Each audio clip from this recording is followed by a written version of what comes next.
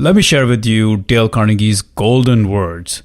You will make more friends in 2 months by being genuinely interested in other people than in 2 years by trying to make other people interested in you.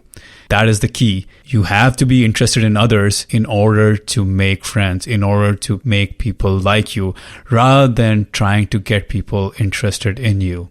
You see, this goes contrary to what most people think. Most people think that the way to get someone to like them is to impress them with their talent, their skills, their smarts, or their money. But the opposite is true. People are much more interested in themselves than they will ever be interested in you. But the truth is, if you want people to truly like you, you must become interested in them.